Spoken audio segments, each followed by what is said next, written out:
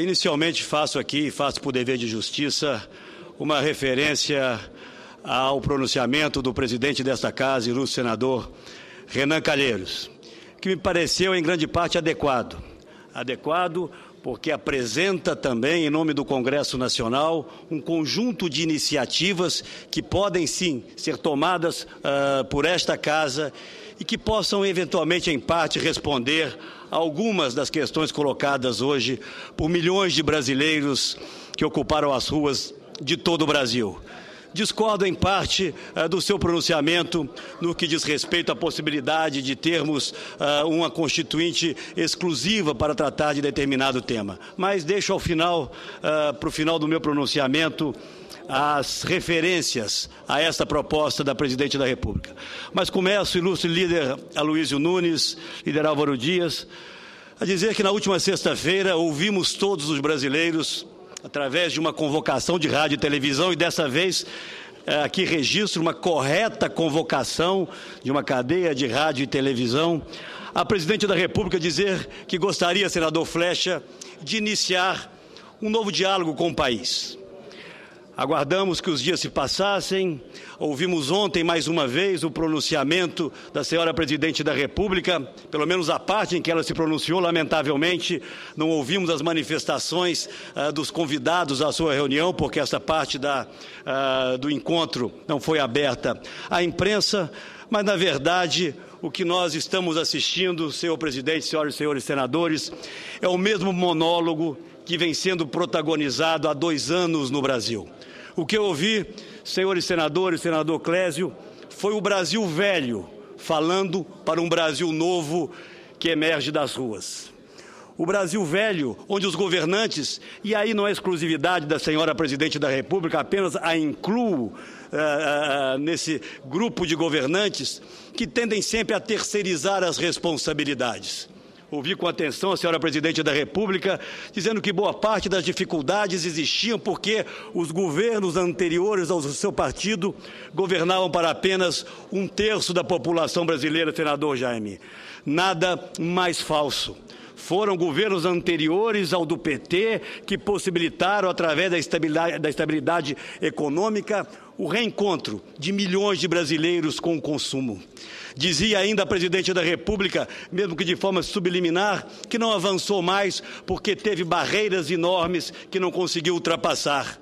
Jamais, senador Flexa, jamais antes na história desse país houve alguém ocupando o poder central com tanto apoio popular, expressado pelas pesquisas eleitorais, e apoio congressual, porque no Senado e na Câmara, cerca de 80% dos parlamentares apoiam o governo da Presidente.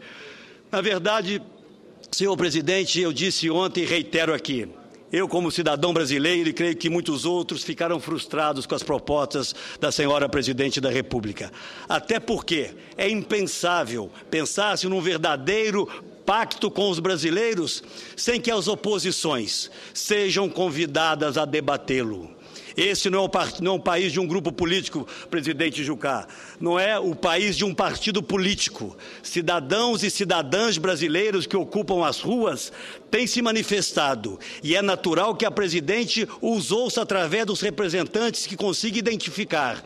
Mas é essencial que a voz das oposições, que representam segmentos expressivos da sociedade brasileira, essa voz possa também ser ouvida.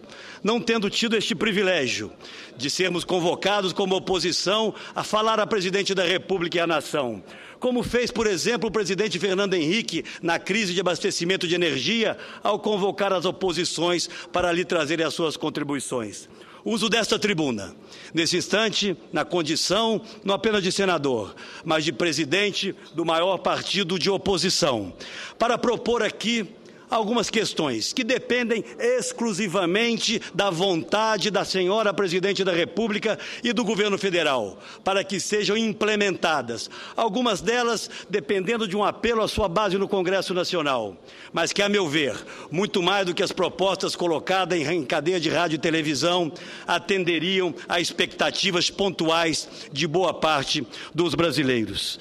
Eu recebi hoje cedo inclusive algo que gostaria aqui de registrar, uma lembrança, e começo essa minha explanação por esse passeio rápido do senador Randolph à nossa história, porque eu acho que, conhecendo a história, nós teremos sempre maiores facilidades para construir um futuro sem cair nas armadilhas do passado. Hoje cedo recebi de um amigo, o jornalista Jorge Bastos Moreno, uma lembrança de uma palavra do grande presidente da Câmara dos Deputados, Ulisses Guimarães, que há quase 30 anos atrás, senador Álvaro Dias, senador Pedro Simon, que certamente se lembrará dessas palavras. Até porque, nos pactos propostos pela senhora Presidente da República, sentimos falta de referências à questão federativa e à questão da segurança pública. Em relação à primeira, senador Táxi, dizia o então presidente Ulisses Guimarães: as necessidades básicas do homem estão nos estádios dos municípios, senador Walter. Neles deve estar o dinheiro para atendê-las. A federação é a governabilidade. A governabilidade da nação passa pela governabilidade dos estados e dos municípios. O desgoverno, disse Ulisses Guimarães, filho da penúria de recursos, acende a ira popular, que invade os passos municipais, arranca as grades dos palácios e acabará chegando à rampa do Palácio do Planalto. Portanto, senhor presidente, senhoras e senhores senadores, apresento aqui em nome do meu partido, mas também apoiado por outros partidos de oposição, uma agenda que divido em 3 aspectos. A primeira delas, da transparência e do combate à corrupção. A segunda, no novo pacto federativo, com a garantia de mais recursos para a melhoria dos serviços públicos e dos avanços políticos. E, por fim, medidas efetivas no campo da ética e da democracia. No primeiro elenco de medidas que propomos à senhora Presidente da República, está a adoção de restrições do projeto Ficha Limpa para o preenchimento de cargos públicos, vedando o acesso de pessoas condenadas por envolvimento em casos de corrupção a cargos de livre provimento do governo. Segundo, a revogação imediata do decreto que proíbe a divulgação dos gastos realizados nas viagens internacionais da Presidente da República. Ainda, falando de transparência e de combate à corrupção, propomos a liberação do acesso aos gastos feitos com cartões corporativos da Presidência da República, resguardando-se o prazo dos últimos 12 meses. Propomos ainda auditar todos os gastos realizados com a promoção da Copa do Mundo, informando quanto de recursos públicos foi realmente utilizado.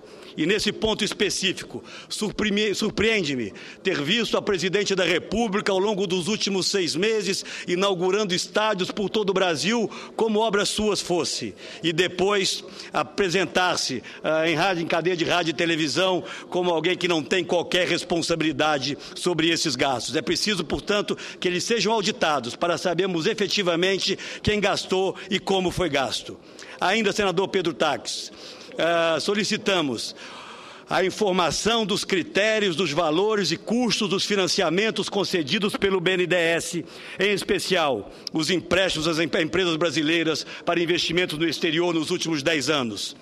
Solicitamos ainda a senhora Presidente da República informar aos brasileiros todos os negócios feitos pela Petrobras no Brasil e no exterior nos últimos 10 anos, esclarecendo em especial a participação da estatal na aquisição da refinaria de Pasadena, com rigorosa investigação, definição de responsabilidades e exemplar punição dos responsáveis por este negócio altamente lesivo aos cofres públicos do Brasil.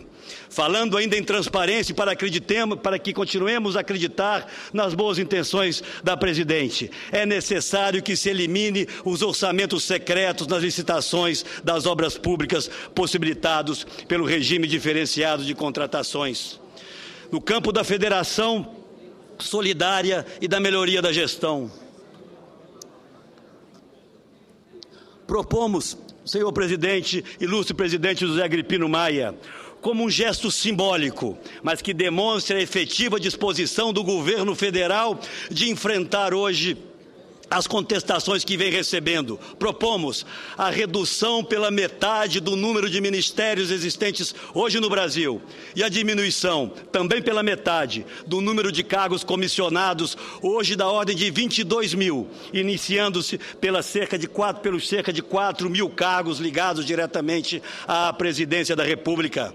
Defendemos a revisão da dívida dos estados e da sistemática da correção da mesma para permitir a alocação dos recursos hoje comprometidos com seu serviço em investimentos diretos a favor da população em setores previamente pactuados. Lembrando que essa proposta foi retirada das discussões no Congresso, no Senado da República.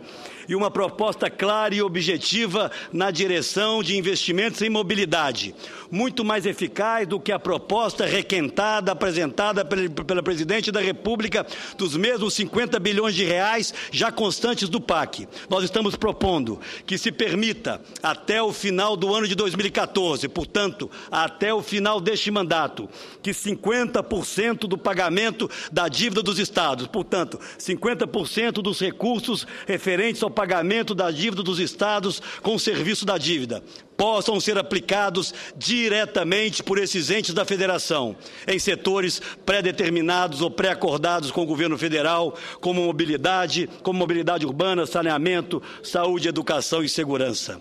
Propomos a adoção da política de tolerância zero com a inflação, impedindo a continuidade do aumento generalizado dos preços. Defendemos e propomos à senhora Presidente da República que defina um nível máximo de aumento dos gastos correntes vinculado à evolução do PIB e a retirada imediata do PIS/PASEP incidente sobre estados e municípios. Ainda, senhores senadores, no campo dos transportes, estamos aqui propondo que a senhora Presidente da República dê prioridade absoluta e conclua todas as obras de mobilidade urbana relacionadas à Copa do Mundo até o início desse torneio, deixando o legado definitivo para a população em linhas de metrô, em corredores de ônibus, avenidas, aeroportos. E propomos, de forma clara, definitiva e absolutamente radical, o arquivamento do projeto de construção do trem-bala, esse desatino que o senador Aloísio tem defendido dessa tribuna de forma incansável, para que possamos destinar esses cerca de 50 bilhões previstos para essa obra, para obras de mobilidade urbana, em especial de metrô nos grandes centros deste país. Ainda, senhoras e senhores, agora no campo da educação, estamos solicitando que o governo apoie de forma clara o novo Plano Nacional de Educação com investimento mínimo de 10% do PIB em educação, algo absolutamente essencial à transformação definitiva do Brasil. Propomos agora no campo da saúde, senador Ciro Miranda, a revisão da posição política do governo federal externada aqui pelos seus líderes e a retomada dos parâmetros originais da emenda 29, que determinava, e hoje o senador Flecha Ribeiro domina e relata essa matéria, obriga o investimento mínimo de 10% da receita corrente federal neste setor. Lembrando que os estados investem 12% da sua receita corrente e os municípios já investem pelo menos 15%. Estamos defendendo também e solicitando à senhora Presidente da República que dê uma resposta à gravíssima crise que afeta as santas casas e hospitais filantrópicos por todo o Brasil, garantindo uma justa e imediata correção na tabela do SUS. Ainda, senhores senadores, no quesito segurança, ausente da propositura ontem das propostas da senhora Presidente, o PSDB e partidos de oposição solicitam que o governo federal dobre os gastos hoje feitos em segurança pública, que correspondem a apenas 13% do total investido em todo o Brasil, restando aos estados e municípios a responsabilidade por 87% desses gastos. E ainda, o apoio a uma proposta que tramita nesta casa de minha autoria há quase 2 anos, que garante o descontingenciamento dos fundos constitucionais do setor, Fundo Nacional de Segurança, Fundo Penitenciário, de forma a garantir imediato reforço orçamentário para a operação das forças de segurança nos estados, algo essencial ao país. Essa matéria não tem tido o apoio da base governista para avançar nesta casa. Caminhando para o final, senhor presidente, apresentamos também à senhora presidente da República um pleito para que cumpram com o compromisso assumido com os brasileiros na campanha eleitoral, desonerando as empresas estaduais de saneamento básico, o que possibilitaria que elas dobrassem os seus investimentos no setor. As empresas de saneamento básico do país somadas hoje investem o mesmo, praticamente o mesmo, que gastam em impostos pagos ao governo federal. Ainda, senhores senadores, estamos aguardando uma manifestação pública, senador Agripino, da senhora presidente da República, contrária à PEC 37, apoiada por ilustres membros do seu partido e que retira os poderes de investigação do Ministério Público. Ainda, me parece que seria a busca de uma conexão com o sentimento do Brasil, que ela também manifestasse publicamente a rejeição, a palavra pela rejeição da PEC 33, também apoiada pelo PT, que submete decisões do Supremo Tribunal Federal ao Congresso Nacional. Portanto, senhoras e senhores senadores, são algumas contribuições legítimas, necessárias, que a oposição traz hoje ao país. Gostaria de poder tê-las levado à presidente da República se efetivamente ela buscasse um grande pacto nacional. Mas trago essas propostas através da tribuna do Senado Federal. Ao final, não quero deixar de trazer aqui uma palavra absolutamente clara em relação à proposta, pelo menos a última proposta da senhora presidente da República que conheço, em relação à convocação de uma constituinte exclusiva através de um plebiscito. Me parece, e aqui me lembro, e muitos se lembrarão, que ainda está recente, senador Agripino, na nossa memória. Uma palavra dita no plenário da Câmara dos Deputados, quando da posse da senhora presidente da República. Ela dizia, e aplaudida foi por todos nós, que se dedicaria a discutir e aprovar, ao lado, obviamente, da sua base, uma reforma política no Brasil. Talvez tenha sido o momento de maior convergência de todos que ouviam a presidente da República. De lá para cá, senador Randolph, nenhuma palavra mais se ouviu do governo federal e da própria presidente em relação à reforma política. E ela agora, sem qualquer consulta aos seus líderes nessa casa, e aqui a minha mais absoluta solidariedade a eles. Ela convoca governadores de estado e apresenta, quase que como num passe de mágica, sem consultas a quem quer que seja do ambiente político, sem consulta aos presidentes da Câmara e do Senado que a apoiam, a proposta de uma constituinte restrita. Não vou aqui me ater sequer às objeções jurídicas que a ela se fazem, mas certamente quero aqui dizer que me parece muito mais a intenção de, mais uma vez, abster-se das suas responsabilidades e transferi-las ao Congresso Nacional. Me parece, senhoras e senhores senadores, desnecessária, juridicamente duvidosa e perigosa essa iniciativa. Desnecessária, porque é perfeitamente possível fazer esta reforma através de propostas que cheguem ao Congresso Nacional e seriam pelo Congresso Nacional adotadas através de emendas constitucionais e através mesmo de projetos de lei. Mas é preciso que a senhora presidente diga ao país qual a reforma política que julga adequada, em que temas ela adentraria. Estaríamos discutindo apenas, senador Suplicy, questões relativas ao financiamento público ou à implementação, por exemplo, do voto distrital? Ou ela seria mais ampla? Poderíamos estar discutindo novamente o sistema de governo? Poderíamos trazer a discussão novamente do parlamentarismo? Quem sabe questionar o preceito da reeleição? É isso que trará tranquilidade ao país? Acredito que não. Do ponto de vista jurídico, ela é extremamente duvidosa e muitos depoimentos já foram feitos. Fico aqui com um feito ontem que me chamou a atenção pelo ministro Aires Brito.